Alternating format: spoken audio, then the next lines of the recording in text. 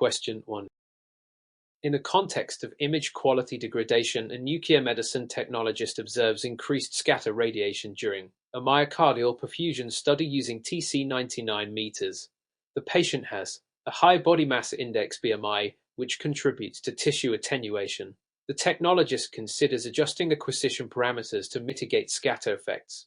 Which of the following actions is most likely to reduce scatter-related image degradation? This case, A. Increase the photopack window width to include more scatter photons. B. Use a low-energy, high-resolution layer collimator. C. Narrow the energy window centered on the TC99 meters photopack. D. Increase matrix size from 64x to 128x. Answer. Correct answer. C. Narrow the energy window centered on the TC99 meters photopack. Explanation. Scatter photons deviate from the original photopack energy, contributing to image blur. By narrowing the energy window e.g. 10% to 5% around 140 keV, scattered photons are excluded, enhancing image quality. Using layer collimator, B. Improves resolution but doesn't directly reduce scattering. Matrix size, D. Enhances spatial resolution, not energy discrimination. According to NRP report No. 112, an ALARO minimizing unnecessary radiation artifacts aligns with image optimization principles. Question 2. Based on the information, Lisa, a nuclear medicine technologist, is preparing our 131 therapy doses. She consistently positions herself 20 centimeters from the dose vials during preparation and reports higher than average radiation badge readings for extremities. Her supervisor suggests revising her technique. Which of the following best exemplifies adherence to the ALARA principle in Lisa's situation? A. Double her working time to ensure precision. B. Use a leaded syringe shield and tongs to increase distance. C. Increase room lighting to enhance visibility. D. Repeat the preparation steps to reduce uncertainty. Answer. Correct answer. B. Use a leaded syringe shield and tongs to increase distance. Explanation. The ALARA principle emphasizes minimizing dose through time, distance, and shielding. Using tongs increases distance. The lead shielding reduces dose to extremities. Time should be minimized, not doubled. According to 10 CFR Part 20 and NRP Report Note 116, optimization through protective devices is essential. Repeating unnecessarily increases exposure risk. Question 3. To illustrate this point, a technologist is troubleshooting streak artifacts in PET images following reconstruction using filter back projection (FBP). Upon review, it's found that patient motion occurred during the acquisition. Which reconstruction technique would best minimize such artifacts in future acquisitions? A. Iterative reconstruction algorithms. B. Analytic Fourier transformation. C. Back projection without filtering. D. Increasing pixel size to reduce resolution demands. Answer. Correct answer. A. Iterative reconstruction algorithms. Explanation. Iterative algorithms, such as OSM, reduce noise and compensate for motion artifacts better than FBP, which amplifies inconsistencies like movement. Analytic Fourier methods, B. Lack flexibility for real-world motion. Increasing pixel size, D. Reduces resolution but not motion correction. According to SMMI guidelines, iterative methods are standard for motion-prone scans. Question 4.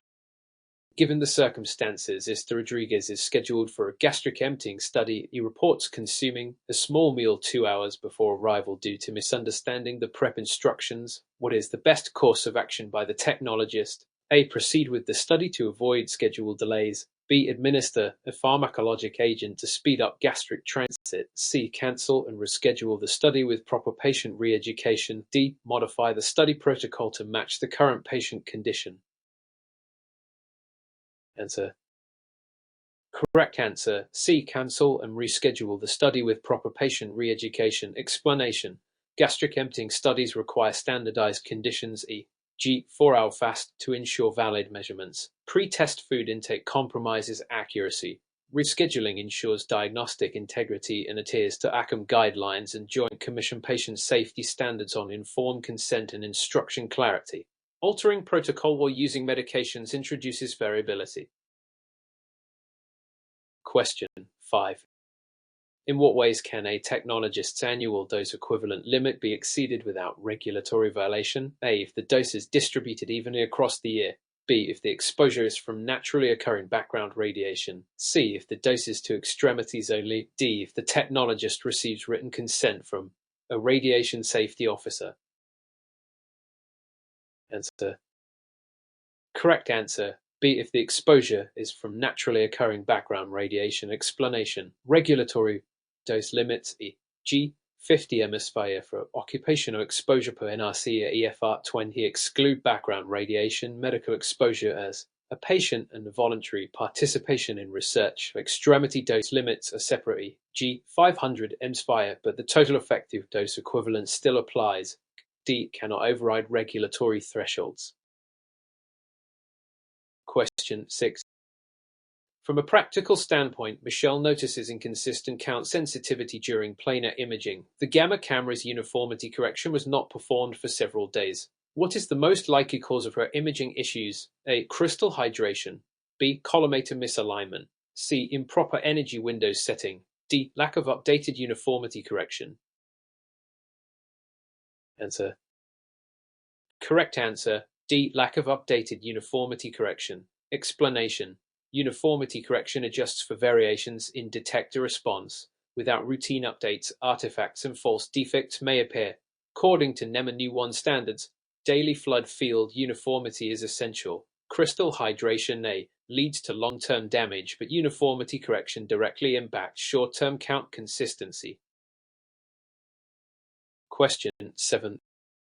While examining the aftermath of a minor spill of TC 99 meters in the hot lab, Andrew records the incident in the log but does not notify radiation safety or follow decontamination protocols, assuming the activity is low. What should Andrew have done according to standard emergency protocols? A. Proceeded without concern due to low activity. B. Notified the NRC directly. C. Immediately initiated containment and informed radiation safety personnel. D. Waited for decay before addressing it.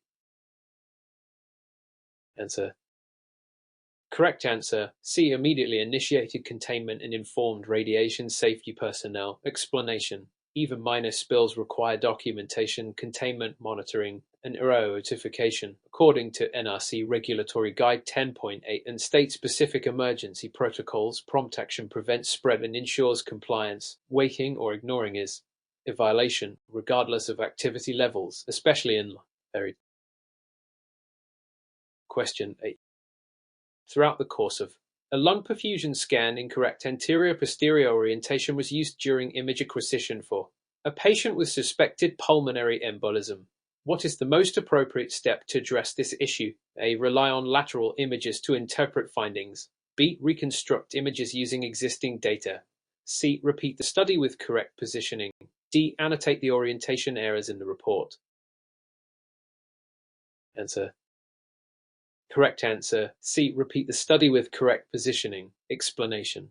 Proper orientation is critical in interpreting perfusion defects, especially in mismatched studies. Repeating ensures accuracy and aligns with ACRASTM imaging protocols. Annotating errors.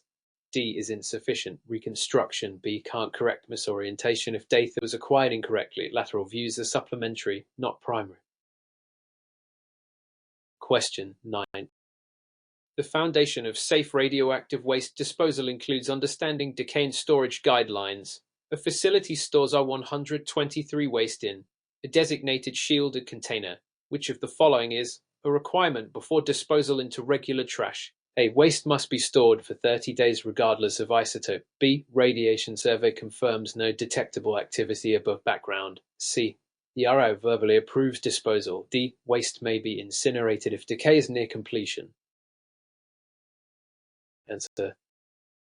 Correct answer. B. Radiation survey confirms no detectable activity above background. Explanation. According to NRC CFR 35.92, short-lived isotopes TPO 120 days may be disposed after decay and storage only if radiation surveys confirm background level activity. There's no fixed time rule. A. Verbal RO approval. C. Without surveys, non-compliant. Incineration is not without special licensing. Question 10. Contrary to popular belief, stochastic effects of radiation exposure A. Increase in severity with dose. B. Have a threshold below which they do not occur. C. Include carcinogenesis and genetic mutations. D. Are the primary concern for radiation sickness. Answer. Correct answer. C. Include carcinogenesis and genetic mutations. Explanation. Stochastic effects are probabilistic with no threshold. The severity doesn't increase with dose, only the likelihood. Deterministic effects, e.g. radiation sickness, have thresholds and severity-dose relationships. As per ICOB publication 103, stochastic effects like cancer and heritable mutations are critical long-term concerns in occupational patient exposure. Question 11. In a context of a nuclear medicine procedure, Sarah, a nuclear medicine technologist, is preparing for a renal scan using a radiopharmaceutical. She notices that the radiopharmaceutical has been incorrectly stored at room temperature for several hours. Which of the following actions should Sarah take? A. Administer the radiopharmaceutical as it has no effect on the biodistribution. B. Inform the physician and discard the radiopharmaceutical as it may not be effective. C. Administer the radiopharmaceutical but closely monitor the patient's response. D. Continue with the procedure as planned, assuming the patient's safety is unaffected. Answer. Correct answer. B. Inform the physician and discard the radiopharmaceutical as it may not be effective. Explanation. The proper storage of radiopharmaceuticals is crucial for ensuring their efficacy. If a radiopharmaceutical has been exposed to improper storage conditions, such as being kept at room temperature for extended periods, it may degrade, which can affect the biodistribution or imaging quality. According to RC regulations, expired or improperly stored radiopharmaceuticals should be discarded to avoid incorrect results and potential harm to the patient. Therefore, Sarah must inform the physician and discard the compromised radiopharmaceutical. Question 12. When considering the use of a gamma camera, John is preparing to conduct a bone scan on a patient. During calibration, he observes that the resolution of the images is noticeably poor. Which of the following is the most likely cause of this issue? A. A malfunction in the scintillation crystal. B. The incorrect type of collimator being used. C. The photomultiplier tubes being overexposed. D. The pulse height analyzer is not correctly configured. Answer. Correct answer. B. The incorrect type of collimator being used. Explanation. Collimators are key components of the gamma camera that help focus the emitted radiation onto the detector. If the incorrect type of collimator is used, the resolution of the images can be severely affected, leading to poor image quality. The correct collimator type ensures the proper resolution and sharpness of the images, although issues with the scintillation crystal photomultiplier tubes may also impact image quality. A miscalibrated or inappropriate collimator is a more common and immediate cause of poor resolution in gamma camera systems. Question 13. When presented with a situation involving a suspected radiation spill in the nuclear medicine department, Daniel, the supervisor, is responsible for managing the incident. Which of the following is the first step Daniel should take? A. Attempt to clean the spill immediately to contain radiation exposure. B. Evacuate the area and ensure that all personnel are accounted for. C. Notify the local health department for guidance on cleanup. D. Shut down all equipment and assess the source of contamination. Answer. Correct answer. B. Evacuate the area and ensure that all personnel are accounted for. Explanation. In the event of a radiation spill, the primary concern is safety. The first action should always be to evacuate the affected area to prevent radiation exposure. Once the area is evacuated, personnel should be accounted for, ensuring that everyone is safe and has avoided potential contamination. According to NRC guidelines, containment and cleanup only occur once it is confirmed that all personnel are safe and the area is secure. Additionally, local regulations may require immediate reporting to the relevant authorities. Question 14. During a clinical trial, an experienced nuclear medicine technologist, Emily, is working with pediatric patients. She is preparing for a pediatric thyroid scan. Which of the following considerations is the most important when performing this procedure? A. Adjusting the imaging equipment to accommodate the smaller size of pediatric patients. B. Using the standard adult dose of radiopharmaceuticals. C. Reducing the scan time to minimize exposure as children are less likely to stay still. D. Ensuring the patient has fasted for at least 12 hours before the procedure. Answer. Correct answer A. Adjusting the imaging equipment to accommodate the smaller size of pediatric patients. Explanation. Pediatric patients have different anatomical and physiological characteristics compared to adults, and nuclear medicine procedures must be adjusted accordingly. One of the most important factors is to adjust the imaging equipment settings to account for the smaller size and reduced organ mass in pediatric patients. This includes using radiation doses and adjusting the scan duration. The proper dosage is critical and must be tailored to the child's weight and age, and fasting is not a universal requirement for all thyroid scans.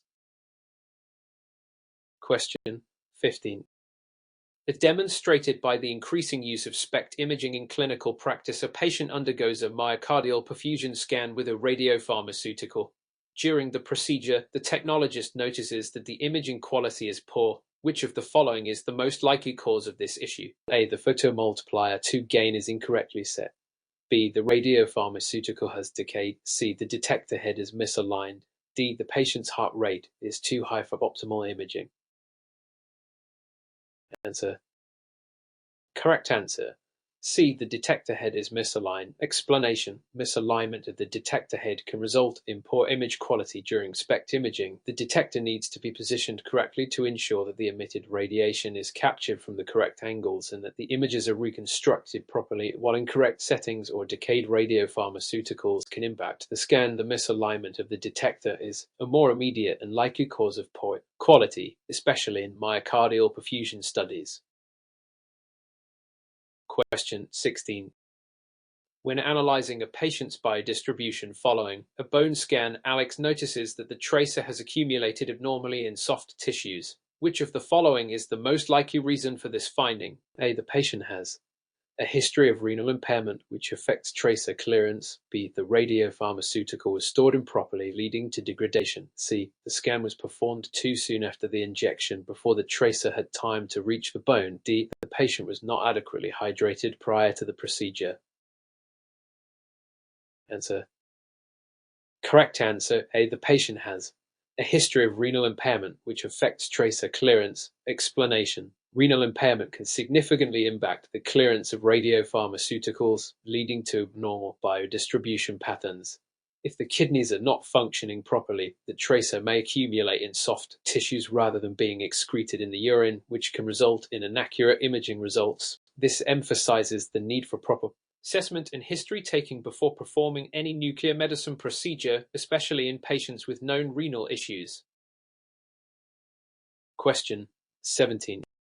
Given the circumstances of a cardiac PET scan, a technologist notices that the patient has an elevated blood sugar level. What is the most appropriate course of action? A. Administer the scan as usual, as blood sugar levels do not affect PET scans. B. Delay the scan until the blood sugar levels normalize, as high glucose levels can interfere with the imaging results. C. Proceed with the scan and assume that glucose levels will not affect the results. D. Reduce the radiopharmaceutical dose to account for the high blood sugar levels.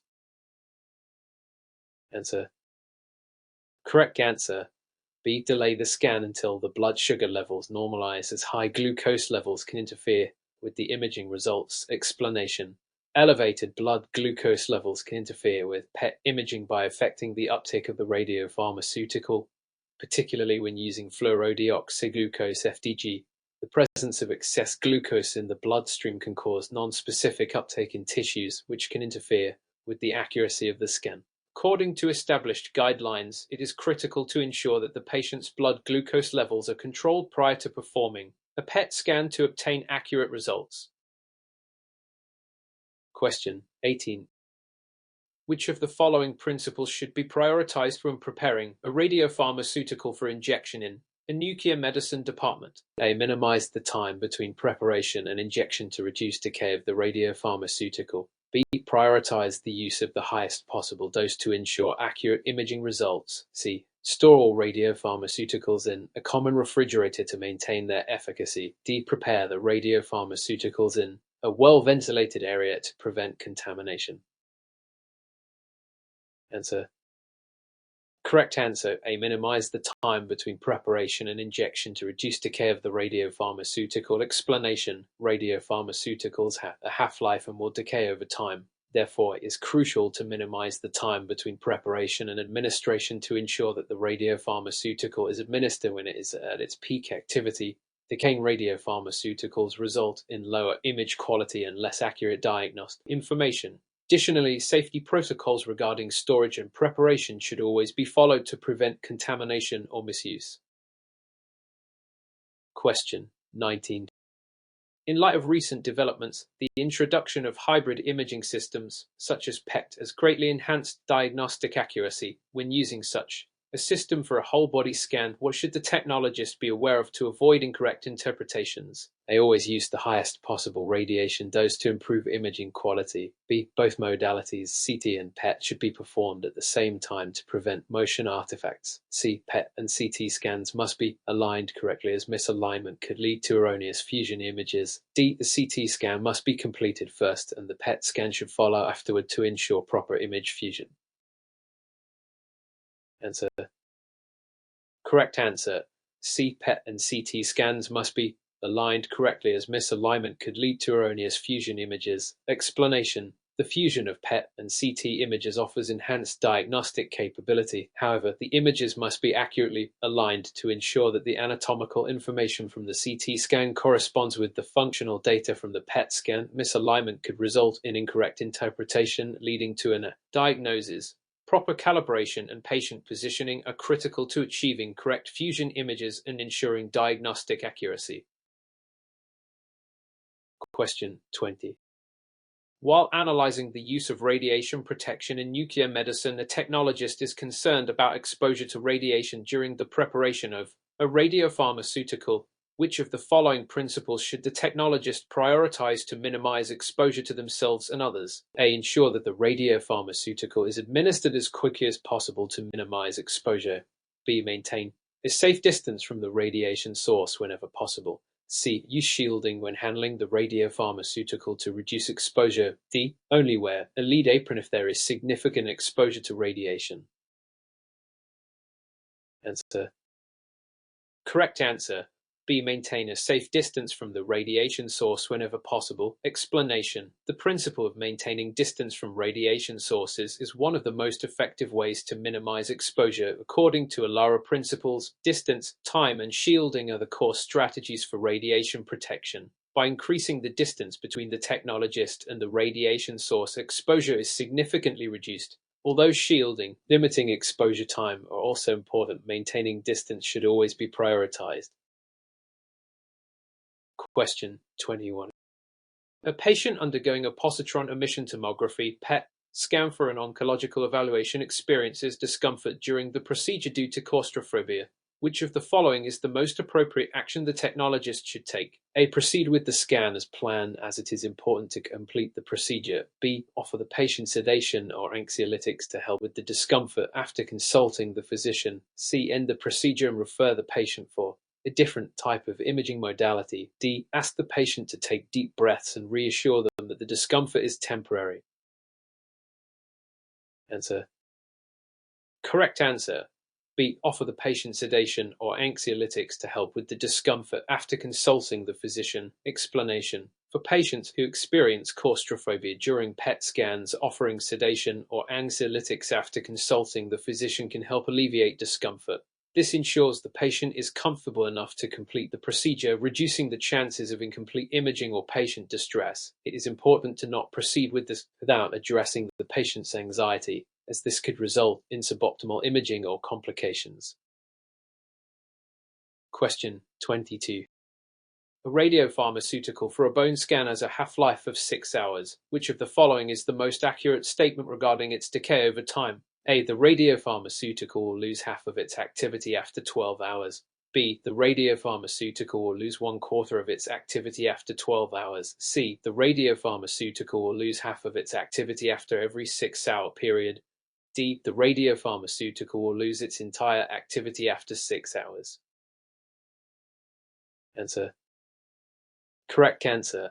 C. The radiopharmaceutical will lose half of its activity after every 6-hour period. Explanation. The decay of radiopharmaceuticals follows the principles of half-life, meaning that after each half-life period, the amount of activity is reduced by half. In this case, with a half-life of 6 hours, the radiopharmaceutical will lose half of its activity after 6 hours. After 12 hours, only 1/4 of the original activity will remain. It is important to consider the half-life when planning the timing of imaging procedures.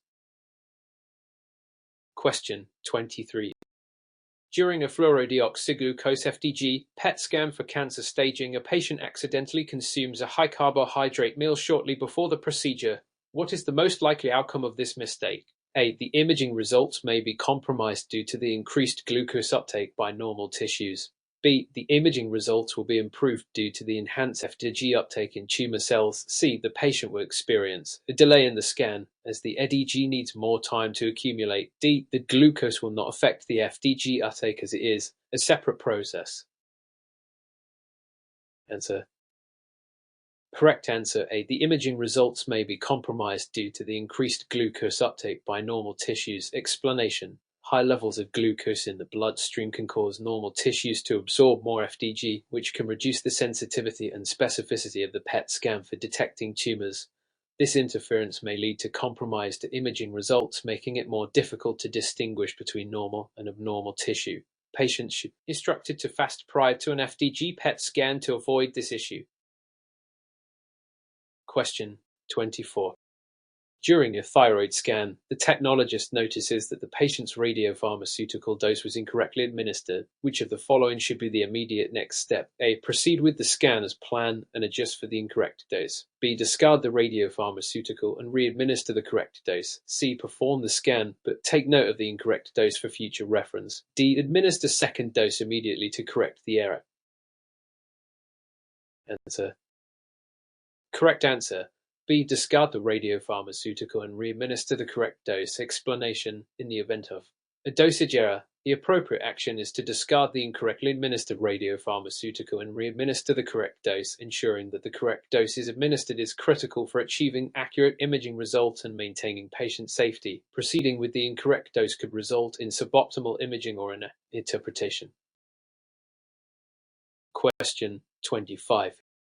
A radiopharmaceutical is being prepared for an abdominal scan, and the technologist notices that the vial's expiration date is in the next hour. Which of the following is the best course of action? A. Proceed with the scan as planned, as the expiration date is not a critical issue. B. Administer the radiopharmaceutical immediately to avoid it expiring. C. Discard the radiopharmaceutical and request a new dose to ensure quality. D. Proceed with the scan, but only if the radiopharmaceutical is visibly clear. Answer. Correct answer. C. Discard the radiopharmaceutical and request a new dose to ensure quality. Explanation. Using expired radiopharmaceuticals can compromise the quality of the imaging results and potentially harm the patient. Even if the expiration date is only an hour away, it is better to discard the expired dose and request a new one to ensure the radiopharmaceutical is within its recommended shelf life and maintains its intended potency and effectiveness. Question 26. During a brain scan using a radiopharmaceutical, a technician notices that the patient has visible metal implants. Which of the following steps is most appropriate to ensure accurate imaging? A. Proceed with the scan without any additional precautions. B. Remove the metal implants to prevent interference with the imaging process. C. Use specific protocols for imaging patients with implants, such as adjusting the imaging parameters. D. Use higher doses of radiation to overcome the interference from the implants. Answer. Correct answer. C. Use specific protocols for imaging patients with implants, such as adjusting the imaging parameters. Explanation. Metal implants can interfere with imaging due to artifacts that distort the results. However, it is not necessary to remove the implants. Instead, technologists should follow specific protocols for imaging patients with implants, which may include adjusting the imaging parameters, repositioning the patient, or specialized techniques to minimize artifacts. This approach ensures accurate imaging without compromising patient safety. Question 27. During the setup of a nuclear medicine imaging procedure, a patient with a history of kidney disease is scheduled for A renal scan. Which of the following is the most important consideration when preparing for the scan? A. Use a lower dose of radiopharmaceutical to account for renal impairment. B. Perform the scan with a standard dose as kidney disease does not affect the imaging process. C. Ensure the patient is properly hydrated to promote optimal renal function during the scan. D. Avoid the procedure altogether due to the risk of further damaging the kidneys. Answer. Correct answer A. Use a lower dose of radiopharmaceutical to account for renal impairment. Explanation. Patients with kidney disease may have impaired renal function, which can affect the clearance of the radiopharmaceutical. Using a lower dose of the radiopharmaceutical ensures that there is minimal risk of further burdening the kidneys and provides more accurate imaging. Hydration is also important, but adjusting the dose is the most critical consideration. Avoid complications. Question 20. In a clinical setting, a radiopharmaceutical needs to be administered for a cardiac stress test. The technologist notices that the patient has a high heart rate, which could potentially affect the imaging results. Which of the following is the most appropriate action? A. Wait for the heart rate to return to normal before proceeding with the test. B. Proceed with the test, but document the elevated heart rate as a potential variable. C. Increase the radiopharmaceutical dose to compensate for the high heart rate. D. Discontinue the test and reschedule it for a later time. Answer. Correct answer. B. Proceed with the test, but document the elevated heart rate as a potential variable. Explanation. Elevated heart rates can impact the uptake and distribution of the radiopharmaceutical in cardiac stress tests, potentially affecting the imaging results. However, it is often appropriate to proceed with the test while documenting the elevated heart rate so that it can be considered when interpreting the results. This approach allows completion of the test while acknowledging the influence of the elevated heart rate. Question 29.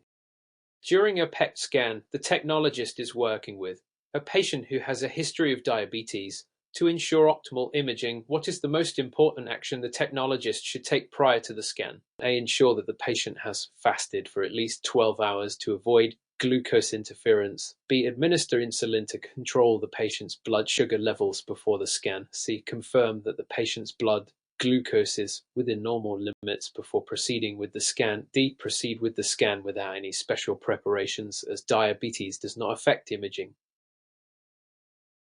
Answer. Correct answer. C. Confirm that the patient's blood glucose is within normal limits before proceeding with the scan. Explanation. Diabetes can affect the uptake of radiopharmaceuticals like FDG during PET scan, especially if blood glucose levels are elevated. High glucose levels can cause normal tissues to absorb FDG, which may interfere with imaging results. Therefore, confirming that the patient's blood glucose is within normal limits is for achieving accurate imaging results. Question 30. In preparation for a nuclear medicine procedure, a technologist is using a gamma camera. The detector head seems to be producing poor image quality. What is the most likely cause? A. The detector head needs to be recalibrated to correct the alignment. B. The photomultiplier tubes are malfunctioning and need to be replaced. C. The scintillation crystal may be damaged and requires inspection or replacement. D. The radiopharmaceutical has expired and is not producing enough radiation. Answer. Correct answer. C. The scintillation crystal may be damaged and requires inspection or replacement. Explanation. The scintillation crystal is a key component of the gamma camera, and any damage to it can lead to poor image quality. If the crystal is cracked or otherwise malfunctioning, it can fail to detect radiation properly, resulting in distorted or blurry images. Regular maintenance and inspection of components like the scintillation crystal for ensuring high-quality imaging.